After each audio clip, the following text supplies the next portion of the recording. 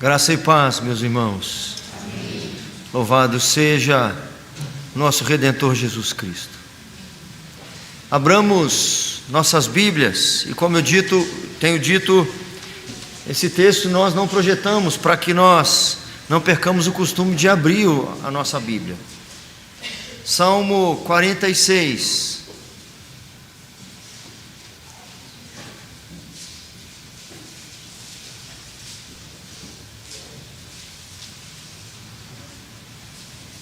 Salmo 46, aproveitando para nossa instrução, cada salmo é uma obra completa, ainda que eles estejam agrupados de forma temática, eles são independentes entre si.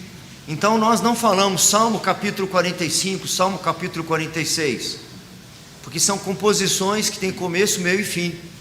Eles não são sequência como todos os demais livros da Bíblia. Então a gente fala o número do salmo apenas, e não capítulo 46, enfim. Salmo 46, acompanhem, amados irmãos, a leitura do texto. Ao mestre de canto dos filhos de Corá, em voz de soprano, cântico.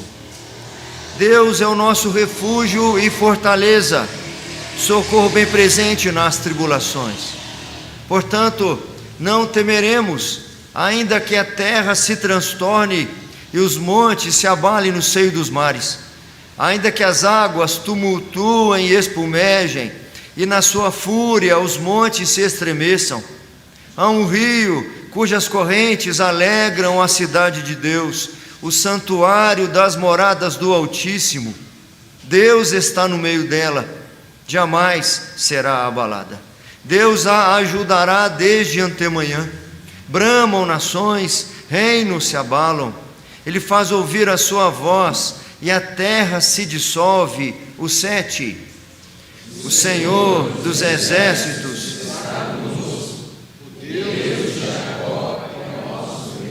Vinde, contemplai as obras do Senhor, que assolações efetuou na terra. Ele põe termo à guerra até os confins do mundo, quebra o arco e despedaça a lança, queima os carros no fogo. Vamos juntos os dois últimos. Aquietai-vos.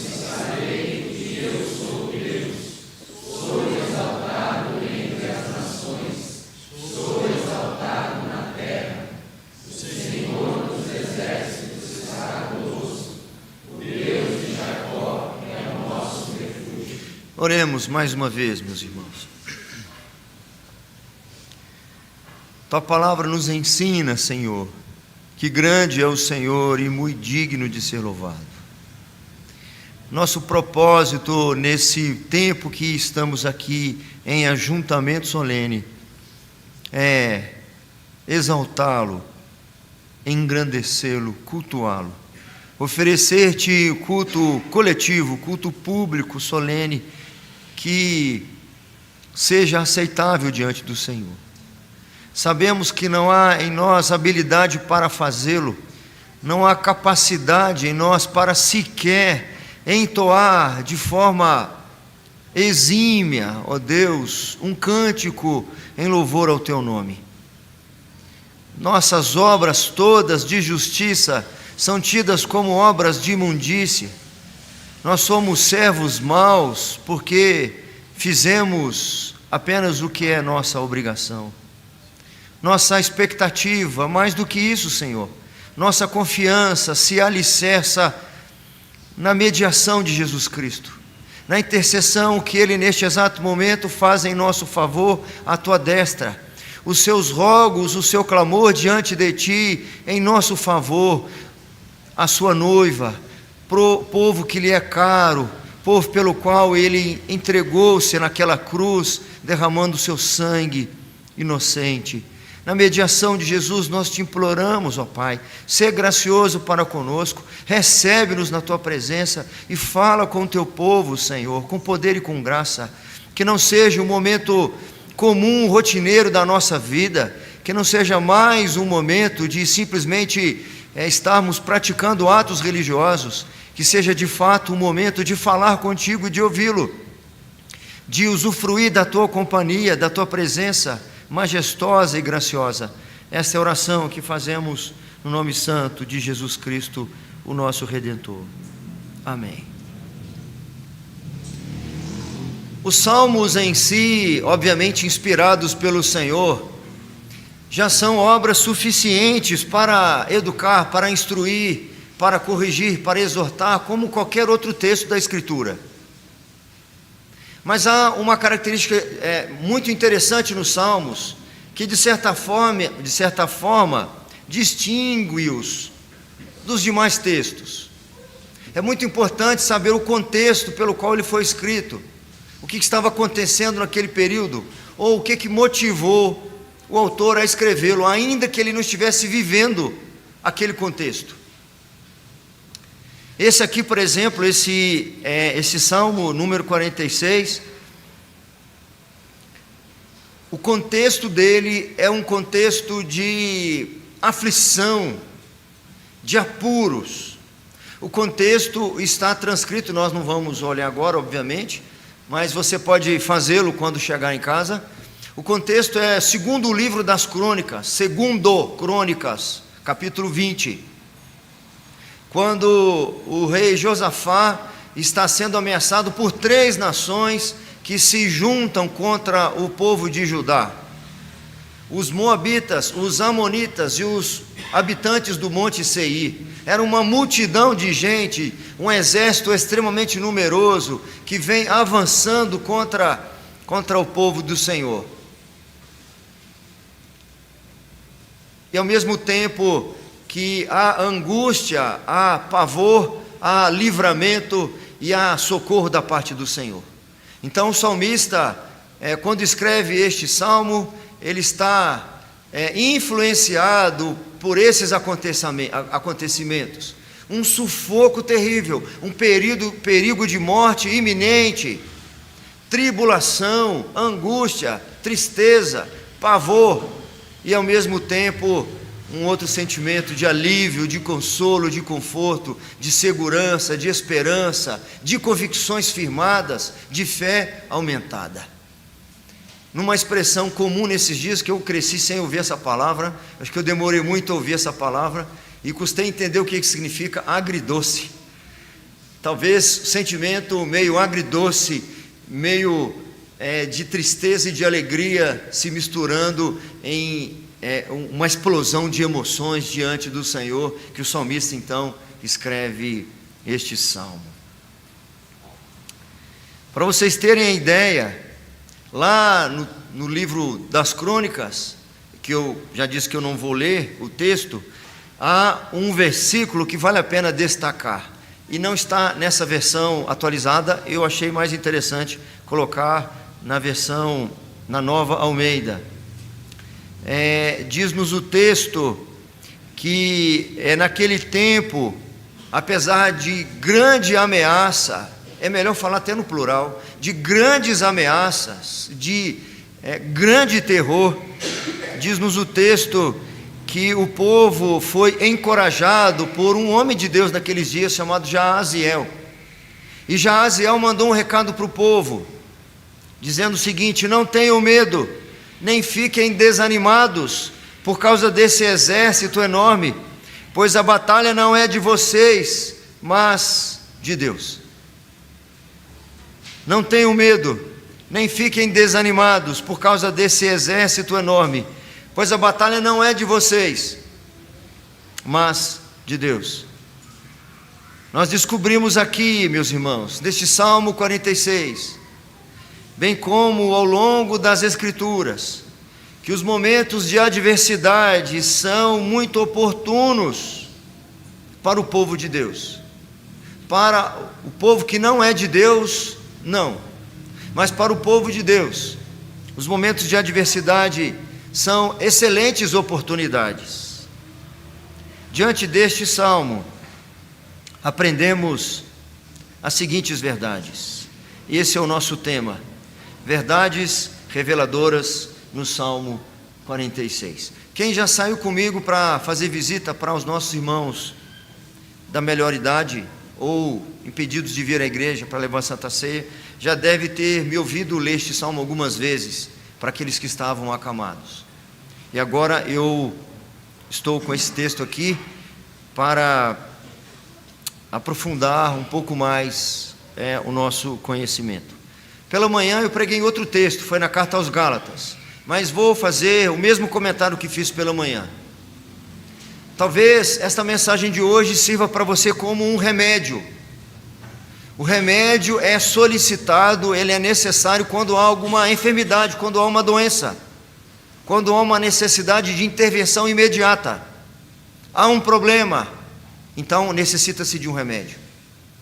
Mas pode ser que o ensino da palavra do Senhor nesta noite não sirva como um remédio, porque talvez você não esteja vivendo a doença, talvez você não tenha os problemas que aqui serão levantados.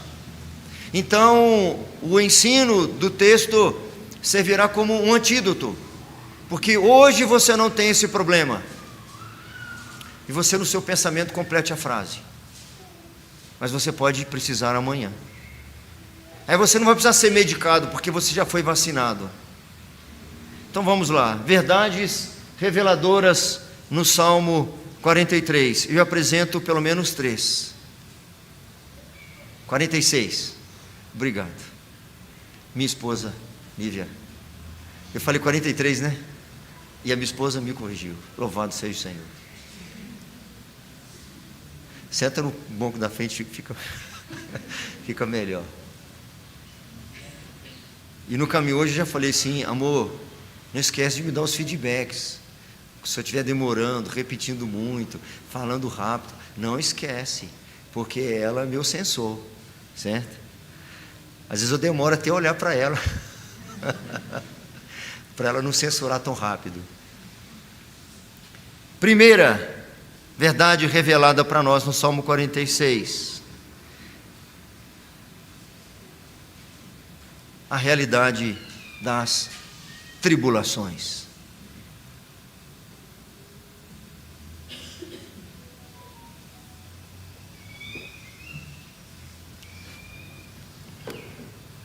Nós encontraremos na parte B ou na parte C do versículo a palavra tribulação no plural, tribulações. Nós encontramos em outras versões alguns sinônimos interessantes. Nós podemos encontrar em outras versões, no lugar de tribulações, a palavra angústia.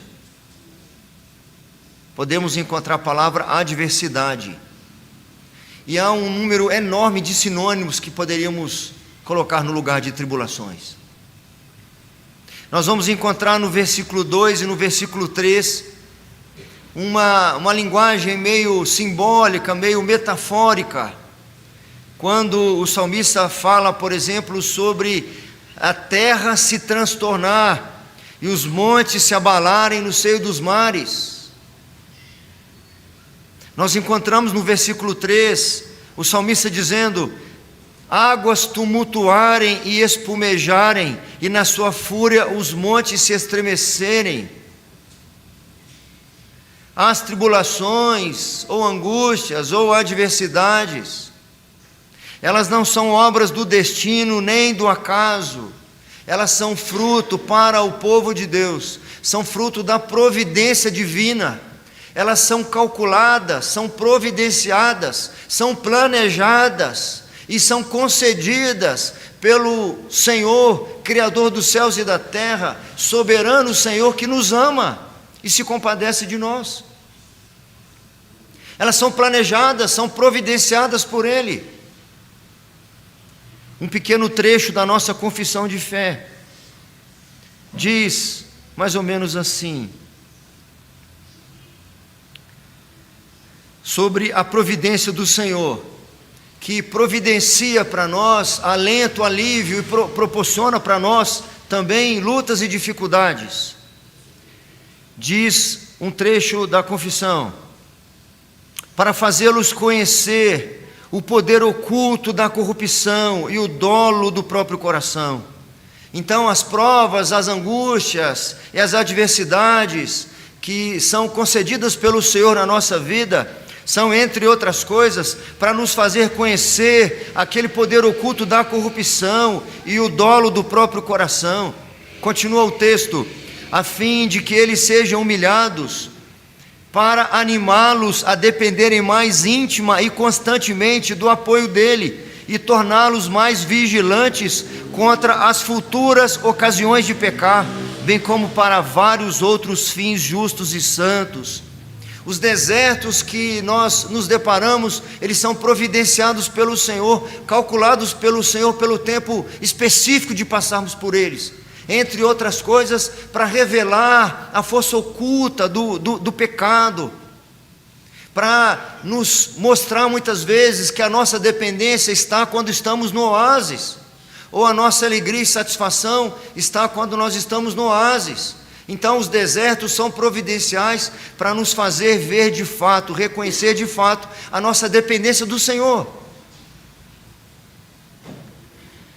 As tribulações são instrumentos para revelar de maneira nua como as coisas realmente são, como esse mundo é para quebrar nossas ilusões, é para confrontar com desejos impuros, com expectativas indevidas. As decepções com as coisas deste mundo são providenciadas pelo Senhor para nos fazer desejar aquelas coisas que não se corrompem, para fazer nós nos determos naquelas que de fato são relevantes para a nossa vida.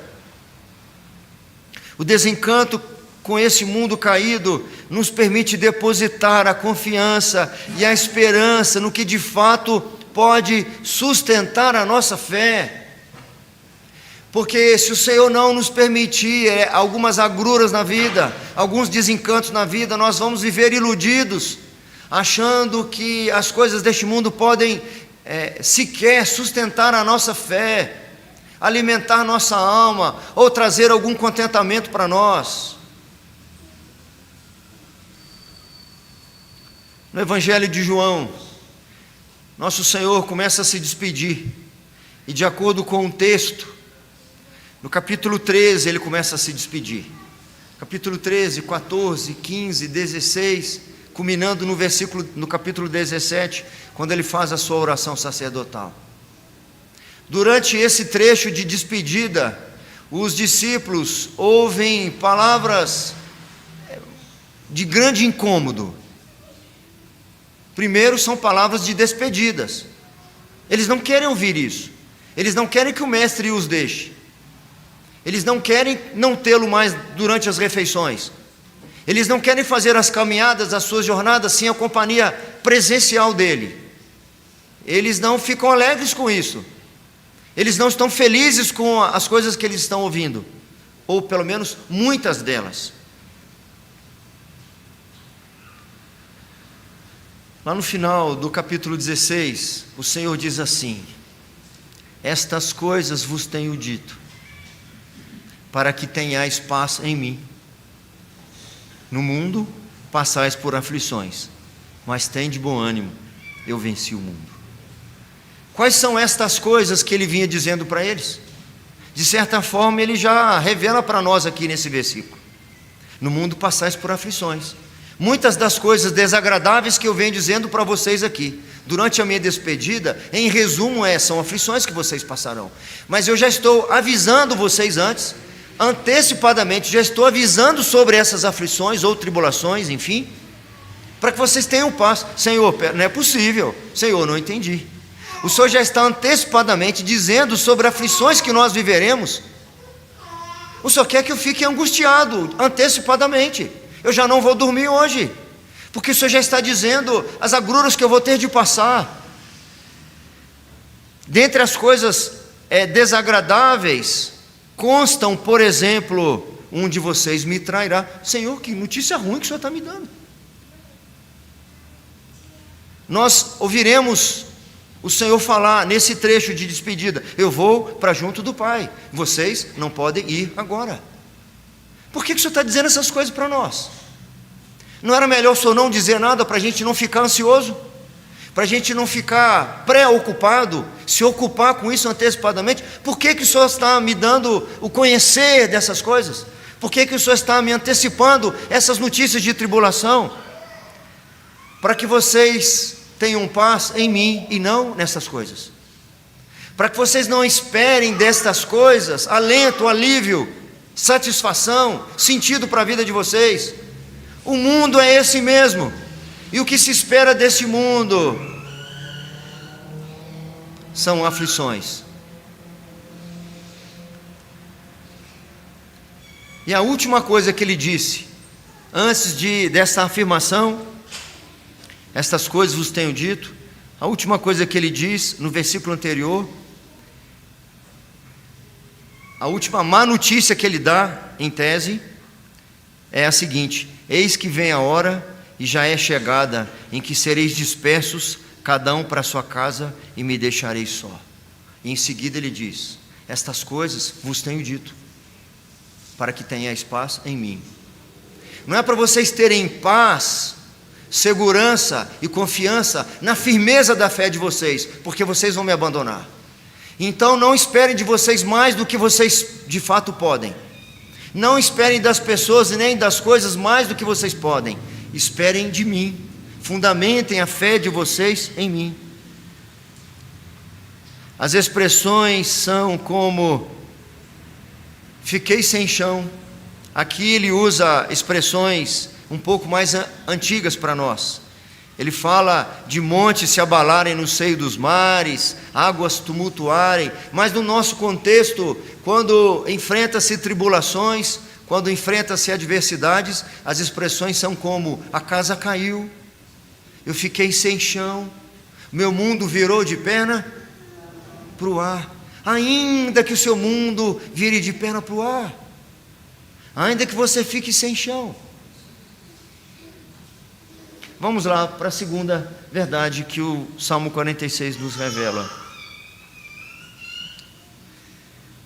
A segunda verdade é que Deus é refúgio e fortaleza.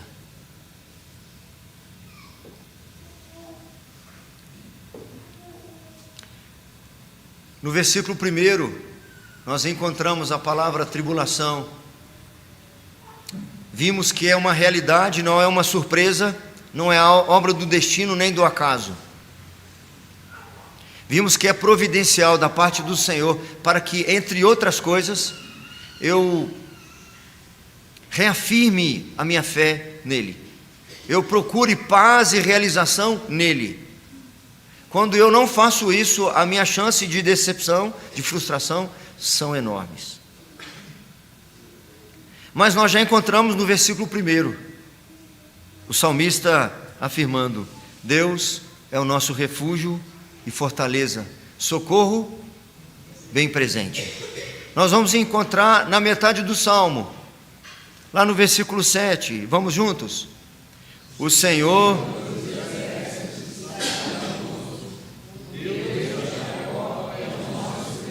E no 11, o Senhor...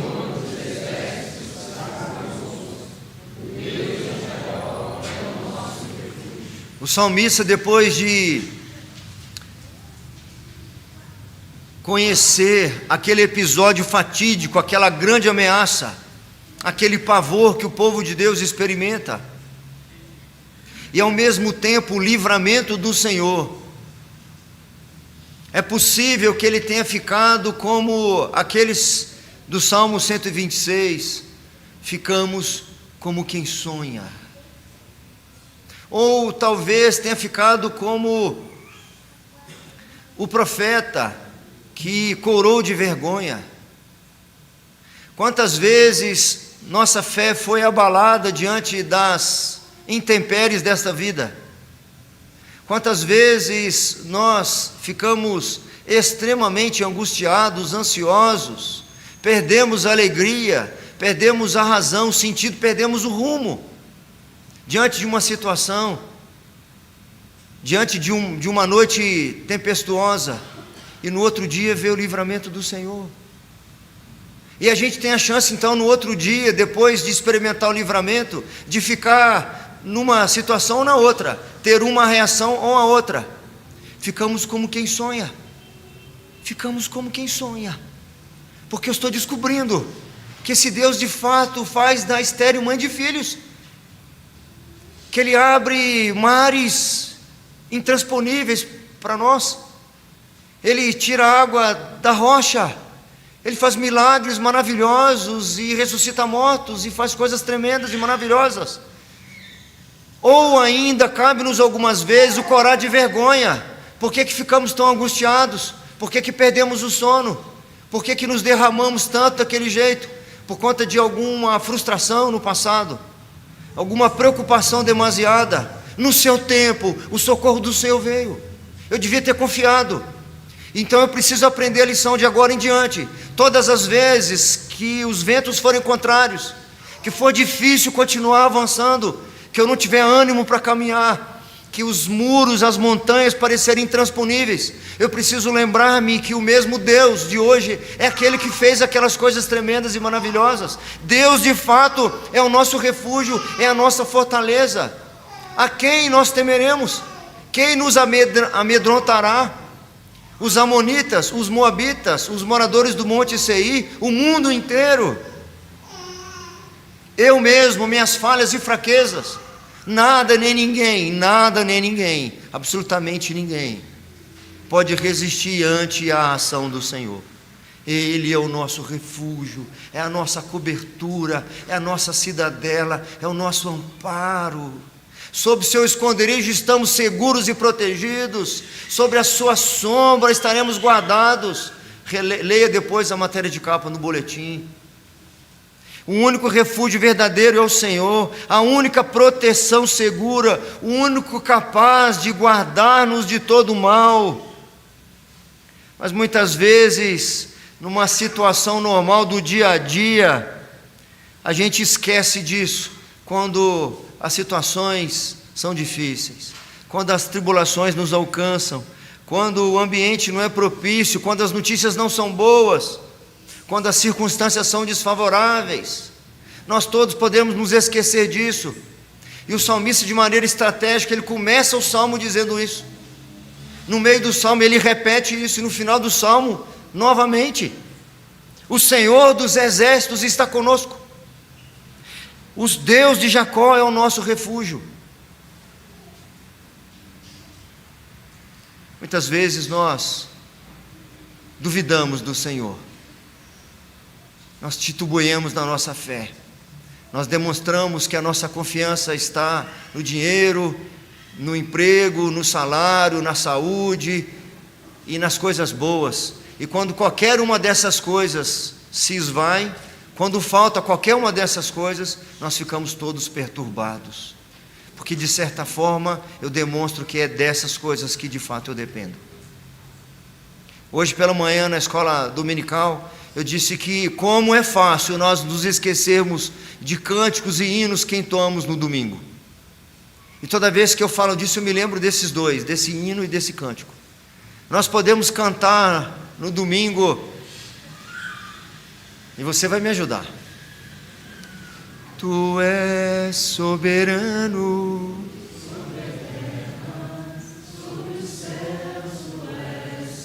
reflita na letra.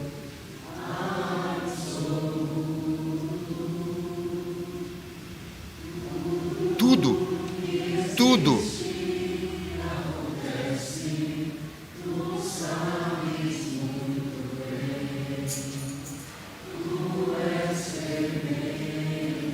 Que facilidade nós temos de nos esquecer disso na segunda-feira. Eu posso chorar, meus irmãos, cantando esse cântico, e basta um dissabor voltando para casa, basta o farol demorar a abrir, basta algum comentário dentro do carro desagradável, basta um pequeno contratempo na manhã da segunda-feira, basta uma pequena ameaça e nós nos esquecemos que tudo o que existe e acontece, tu sabes muito bem, mas não sabes tanto assim, porque o Senhor não sabe do resultado do exame, tu não sabes da enfermidade que eu estou por enfrentar, Tu não sabes a dor de sepultar um filho. Tu não sabes o que é ter a preocupação de ficar desempregado e não poder levar o pão para casa. Tu não sabes tanto assim. Por que eu insisto nessas coisas? Às vezes eu pergunto ao Senhor. Eu tenho duas possíveis respostas. Porque eu me pergunto às vezes: será que eu não vou virar o disco? Será que eu não tenho outro assunto para falar, senão da soberania de Deus, da nossa confiança integral e plena no Senhor? Será que eu não tenho outro assunto? Porque eu vou falar na escola dominical, eu bato nesse assunto. Eu vou dar estudo na quarta-feira, eu estou falando nesse assunto, da soberania e sublimidade do Senhor. Estou estudando Levítico com o povo, falando dos sacrifícios e falando da sublimidade do Senhor. Será que eu não tenho outro assunto? Eu tenho três possíveis respostas, não duas. A primeira é realmente as minhas limitações são muito grandes.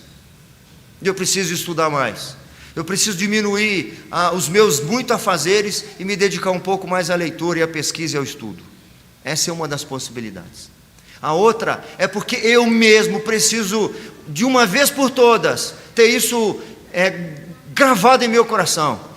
Eu preciso que isso esteja inculcado em minha mente, para que eu mesmo, a exemplo do que o apóstolo Paulo diz, tendo pregado a outros, não venha eu mesmo ser desqualificado. E a linguagem que ele usa lá é dura, irmãos, consigo mesmo. Ele diz que esmurro o meu próprio corpo e o reduzo à escravidão, para que tendo pregado a outros, não venha eu mesmo a ser desqualificado. Talvez esta seja a razão, porque eu mesmo falo tanta soberania do Senhor e fico apavorado quando enfrento situações adversas na minha vida. Talvez essa seja a razão, porque o Senhor não me deixa virar o disco. Talvez a terceira razão seja porque nós todos precisamos ouvir isso mais do que qualquer outra coisa nesses dias. Eu nunca encontrei, meus irmãos, e olha que a minha vida na obra da fé não é uma vida tão longeva assim, não é tão longa assim, mas eu tenho a impressão, não fiz nenhuma pesquisa, que nunca no meio do povo de Deus se precisou tanto de antidepressivo, nenhum julgamento difamatório ou infamatório em relação a isso, nenhum preconceito em relação a isso, nenhum preconceito. Eu nunca vi um povo tanto assim, oscilando tanto na fé, precisando de motivações externas para poder caminhar com o Senhor. Eu nunca vi igreja se voltando tanto para atender a demanda das pessoas, para ver se elas voltam no domingo seguinte. Interferência nos cultos, na liturgia, no ambiente, na luz, na parede, para ver se as pessoas voltam. Porque as pessoas estão assim, não conseguem tirar o nariz fora d'água. Tem que fazer um esforço enorme para poder ir no domingo na igreja. Tem que fazer um empenho sobrenatural para abrir a Bíblia e ler. Temos perdido a nossa confiança, temos nos empenhado muito mais em tudo que não se refere ao Senhor, nos esquecendo aquilo que o salmista vai dizer lá no outro salmo, no Salmo 9, e eu gostaria que você repetisse, por favor: o Senhor é refúgio para os oprimidos, uma torre segura na hora da adversidade. O Senhor é refúgio para os oprimidos, uma torre segura na hora da adversidade. Nós lemos salmos muitas vezes e o salmista fala de alguma dificuldade e tribulação e ele diz assim: então eu clamei ao Senhor e o Senhor me ouviu. Precisamos de confiança, meus irmãos, renovada, confiança. Mas se eu perder o emprego, louvado seja o Senhor. Mas se essa doença for mortal, louvado seja o Senhor.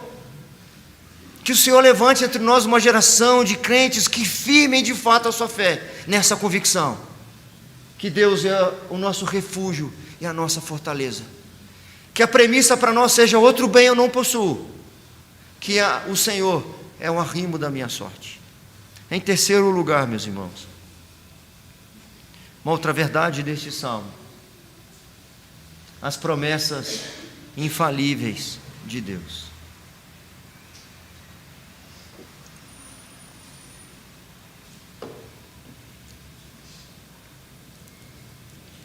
Verso 4 e o verso 5 dizem-nos o seguinte. Vamos juntos, se você está com o texto aberto. Há um rio cujas correntes alegram a cidade de Deus.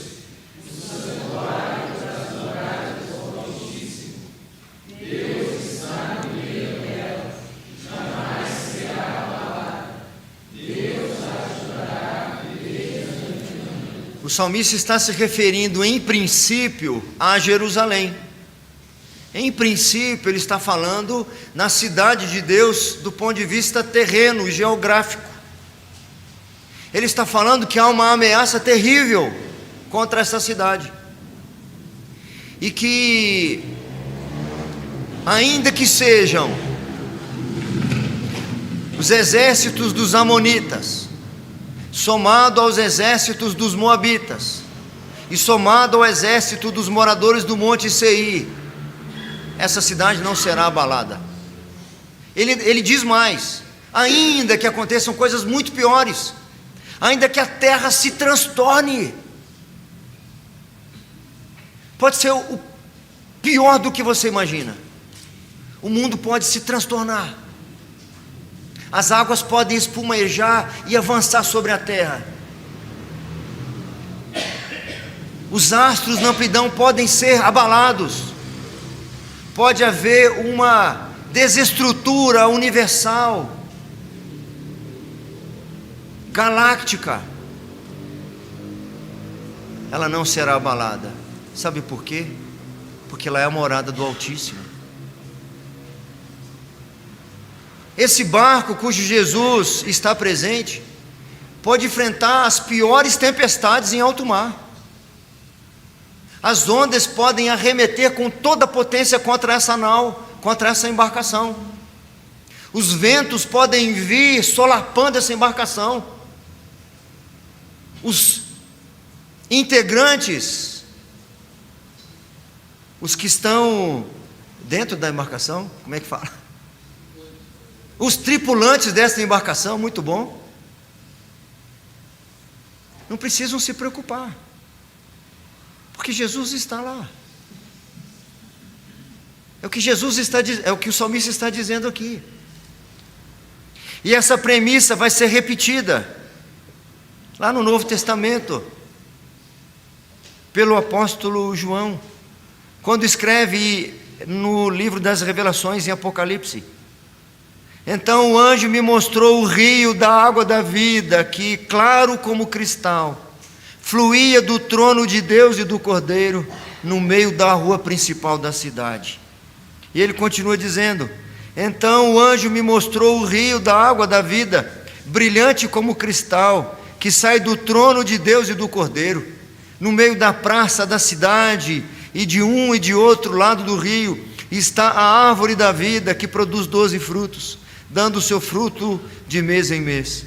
E as folhas da árvore são para a cura dos povos. Nunca mais haverá qualquer maldição. Nela estará o trono de Deus e do Cordeiro. Os seus servos o adorarão, contemplarão a sua face, e na sua testa terão gravado o nome dele. Então já não haverá noite, e não precisarão de luz de lamparina, nem da luz do sol, porque o Senhor Deus brilhará sobre eles, e reinarão para todo sempre. Amém. E enquanto isso não acontece, enquanto nós não estamos lá nessa cidade celestial, habitando junto do Cordeiro, o texto sagrado nos ensina que Ele nos concedeu o seu Espírito, que é o penhor da nossa herança, que habita em nós. Estamos seguros e guardados por aquele que governa todas as coisas. Jesus vai dizer lá em João capítulo 10, quando Ele afirma ser o bom pastor, e que esse bom pastor dá vida pelas suas ovelhas, Ele diz que as suas ovelhas ouvem a sua voz e o seguem, porque as suas ovelhas o conhecem. E Ele diz uma coisa maravilhosa: e ninguém as arrebatará das minhas mãos. Nós não devemos guiar nossas vistas, alimentar nossa fé meramente pelas promessas. Aqueles chamados e famosos crentes caixinha de promessa, que nas suas devocionais ficam lendo apenas promessas e esquecem de ler o contexto das promessas. Aqui, por exemplo, existem promessas, mas existe a revelação também de aflições e lutas. Mas por outro lado, apesar de não viver apenas pelas promessas, eu não posso esquecê-las, eu não posso desprezá-las. Há um cântico que cantávamos em alguma igreja, quando eu não lembro aonde eu vi a primeira vez, eu nem entendia o que eu cantava. Quando diz assim: tira o cabo da nau, solta os remos, eu não entendi nem o que era nau, eu não sabia o que era nau, eu não sabia. Todo mundo sabe o que é nau aqui? Levanta a mão quem sabe, baixa a mão quem não sabe. Muita gente, ó, viu? Eu me senti consolado agora, porque não era só eu que não sabia. Não, é uma embarcação. É por isso que vem a palavra naufrágio, certo? É uma nau que afundou. Não, é uma embarcação. Então eu cantava sem saber, e as crianças ainda faziam uns gestinhos lá, eu não lembro quais são, nem vou fazer aqui, né, mano? Quem estava esperando que eu ia fazer? Mas é mais ou menos assim: solta o cabo da nau. Então solta o cabo, aquela corda que segura o barco. Solta o cabo da nau, porque aparentemente esse barco, essa embarcação, essa nau, ou melhor dizendo, essa vida, está segura no porto, ancorada. Mas aí o cântico diz: solta o cabo da nau. Que mais? Toma os remos na mão e navega com fé em Jesus. E aí eu não lembro o resto. E então tu verás que bonança se faz. Quem conhece aí? Tem muita gente me ajudando. Quem conhece? Todo mundo? Então canta um pedacinho, vamos lá? Solta o cabo da nau,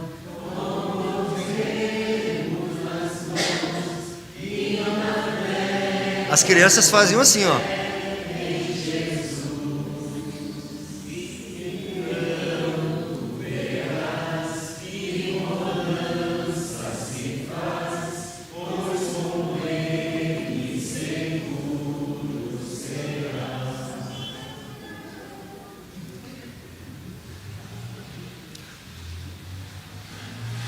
O que traz segurança para essa nau, para essa embarcação, o que traz segurança para esta cidade, aqui descrita no Salmo 46, que estava sob ameaça, o que traz segurança para você, são as promessas infalíveis do Senhor. Quando o povo de Judá estava em outra situação também tão terrível quanto essa, nos dias do profeta Isaías, o profeta então diz o seguinte: acaso não sabeis? Porventura não ouvis? Não vos tem sido anunciado desde o princípio? Ou não atentastes para os fundamentos da terra? Por que vocês dizem, ó Jacó e ó Israel, o meu caminho está encoberto, ó meu Deus, a minha aflição passa despercebida ao meu Senhor? Por que vocês falam assim? Vocês não sabem, não é possível, vocês não sabem. Não ouvistes que o eterno Deus, o Senhor, Criador dos céus e da terra, não se cansa e nem se fatiga? O salmista vai dizer que não dormita nem dorme o guarda de Israel. Vocês não sabem disso? É Ele quem faz forte ao cansado, é Ele quem multiplica as forças ao que não tem nenhum vigor.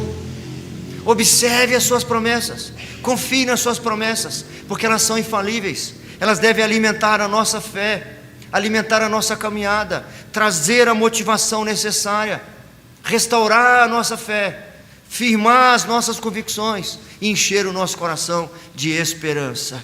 Eu sei em quem tenho crido e estou bem certo que é poderoso para guardar o meu bom depósito. Eu sei, eu confio, porque quem fez a promessa é fiel. O povo de Deus, concluindo, ainda que viva nesse mundo, ou seja,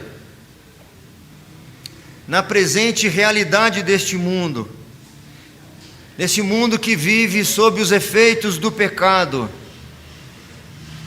O povo de Deus precisa ver além das circunstâncias, precisa conseguir ver além do resultado negativo, das respostas negativas. O povo de Deus precisa conseguir olhar além das adversidades. O povo de Deus precisa olhar em outra perspectiva, além de ter uma visão, além do alcance normal. Precisa olhar com os olhos da fé, precisa olhar o desfecho de todas as coisas, precisa olhar em outra ótica.